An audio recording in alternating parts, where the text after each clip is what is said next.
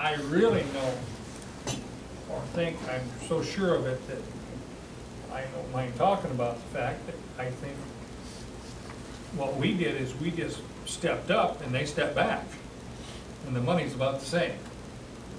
It might be a little better now than it was then, because I think maybe Adrian is from 50 to somewhere in that 10, 20 range. And I don't know exactly what the range is, but I know they've stepped back.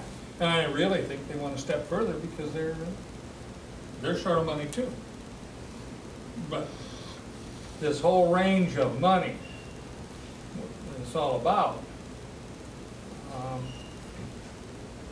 although we gave a bigger amount of money, other people have backed off. So the money, I think, that's a fair statement to say it's about the same. Very close. And you know, I don't think one of us, well, most of us that were sitting in this room when those things were suggested really didn't understand how they work, how they're structured, who they answer to. I had no idea. I thought, geez, we hired Jim Garten and he kind of run the show. That's not exactly how it works. And so I know we've said just enough to pique some of your interest, but you know, I can't tell you the structure, the hierarchy 100% myself. So here we are, we're given a presentation and proposal to have a millage. You can see why there's a lot of discomfort among commissioners. Their budget has been $600,000 for several years. That seems to be the area that they feel they have to operate within. What would their structure look like with half, what kind of organization? They're pretty accustomed to 600. Yeah, well, you know, the thing is I don't know how much of that comes from municipalities, how much of that comes from private donations, and how much they could get by if they didn't have to continue to massage the people that don't give the money. You know, they spend a lot of time massaging. So I don't know yeah, could they get by and do what they do? I'm sure it'd take less if they didn't have. Well, usually we go to trip to Japan every year. And I don't know if that's in their budget now or not. I don't know. Well, I haven't seen the budget, but I've seen a formal one here just lately that a while ago they passed out $1 fund. I presume the other 8 commissioners got the same thing I got. How far up in it? I can't tell you because I really haven't studied it that much, but I've looked at it enough to know that it isn't the budget that I'd like to see.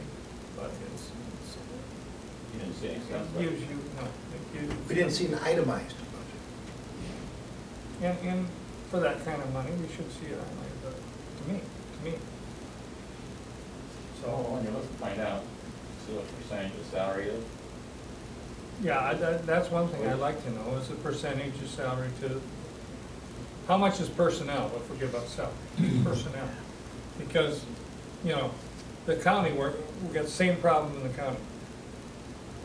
75 to 85% of the county is personnel. There's a tremendous amount of personnel. And that's the trouble. Anytime you try to cut it, anything, you're going to get people because they've got everything else trimmed.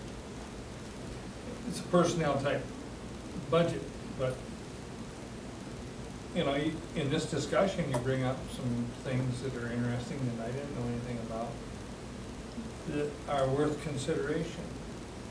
And I guess what concerned me is the people that were offered to go into this at the time was, John and I was as surprised as any of you people. Wasn't you, John? I was. I shouldn't speak for John. And it was just, it just hit you like this when they offered the solution to go on and kind of be together type thing. You talking about a year ago? Yeah, or two, whenever that offer was made. You know, you people look surprised. We should have looked surprised because we were. Maybe you need to consider that a little longer. Maybe you really need to. As a group of people, I think you really need to. What do you think about that? I don't think it's something you want to do. I would think we'd want to table the discussion. think about it a little bit. Well, I think the consensus is if we're gonna go out there raising funds, it's for the Ag Committee. There. It's not to be, it's not to go in a big pot. Well, I never considered otherwise. And with what's been in the paper, yeah, you need to make that clear. And I think their committee, 2025 or whatever they have, it's too big a committee to actually. But that's, you know, I was, in my letter here, I was gonna say something about joining with the LAPC, and I thought, no, I thought really, to be clearer and more concise, we're better off just to, we are the Ag Committee, that's who we're representing. Well, I think that's the way the funding in the past has been solicited, and as far as LADC gets contributions, and as far as the Lenawee Ag Advisory Board got contributions from the public. And that's really the way the discussion went in the commission. Yeah. But Okay, anything else, or? I would make a recommendation that you get a newsletter from John that has you listed as the chair, so that there's no confusion. Yeah, I noticed that. On that, just because one letter says that you're the chair and this letter Right. says Nancy, so. Yeah, I think it said. Can you do that, John, get it to me, and I can get it to Linda, or? Yeah. Or just get it to Linda, she can forward it on to everybody? Yep. Okay. This is time to move on. We're in committee reports. Do we have anything on Win today? Yeah, I passed out a news release that went out this morning after the meeting last night, that I think some of you might have some interest in looking at perhaps.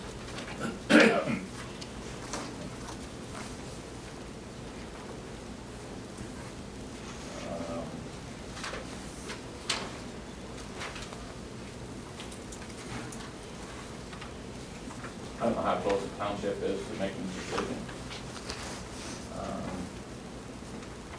That one gentleman that spoke last night on our public comment was that if we was to have a test, we were students and was going to have a test, that 90% of us would have flunked.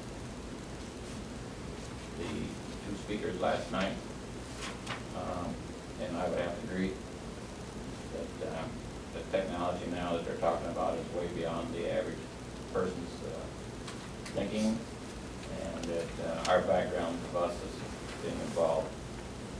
Probably can't even tell by the charts and numbers they use whether they're accurate or turned upside down, just run backwards. I think both speakers could have changed their agendas, and I don't think there's been much difference in the outcome. I think the township is just going to have to make the tough decision that they have to make, and the project's got to either move on or make a decision. That's Ragged Township. Other townships have kind of been following along a little bit, watching to see what Ragged last night's attendance showed a lot of people from our township there last night. Fairfield had the first time I've had off and on people from Fairfield, although last night's attendance, almost a majority of the planning commission members were there, and a couple board members from Fairfield was there. And we're really having very little to do with Fairfield. Our involvement, at least, I have personally attended and have been giving advice to members of the people in Fairfield.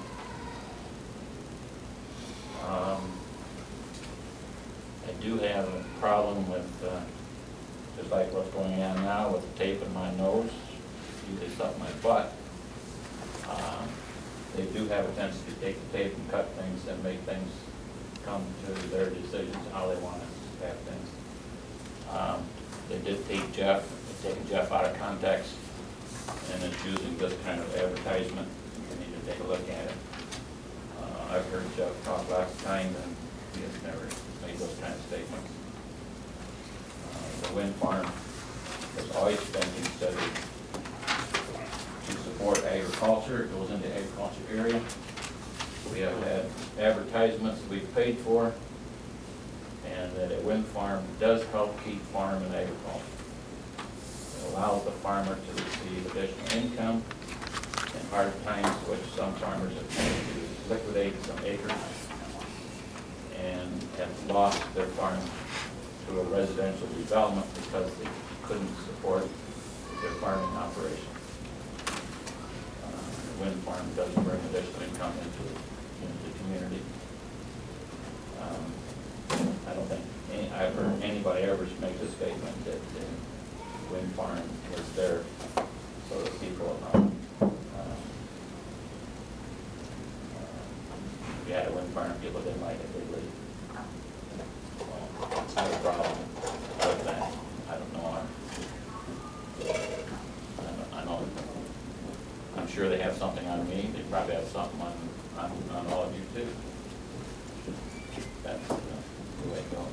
To go along with that, several of you here that day discussed a little bit of this. My statement, I believe, was that if the antis were correct in what they was telling everybody, that this project would protect farmers in Baltimore. If the antis were right in what they were saying, people nobody wanted to build a new home. I think that's what my statement was. Not that nobody wants to build it. So basically, land preservation, which this committee has worked on several times over the years to keep it in agriculture and not have large development come into the area. Is what we've been encouraging not to happen. We've sent several people gone to the East Coast, wherever that was, on bus trips to understand how land preservation takes place. And wind farms wasn't in that discussion at all as far as those tools. And I never did get a chance to go on one of them. For some reason, I was always too busy to have that length of time, or the long season time of the year, or whatever. Several of you did and seen what that did. I think that was good. What shut it down here was the gratuity issue, I think, that went into that.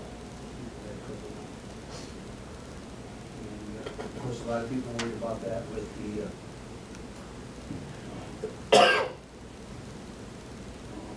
P116, because they were worried about that.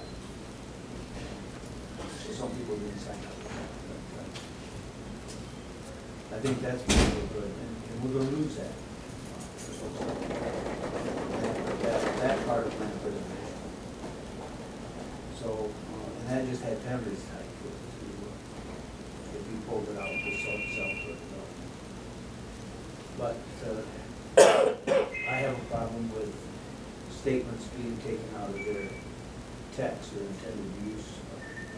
And we've seen a lot of that through this. It's too bad when you're trying to, I mean, Lenawee County is the only new industry or whatever to come to raise these dollar issues that we're talking about here, actually funding different parts of the government, the townships and so on. So any tax dollars has got to be beneficial to the area.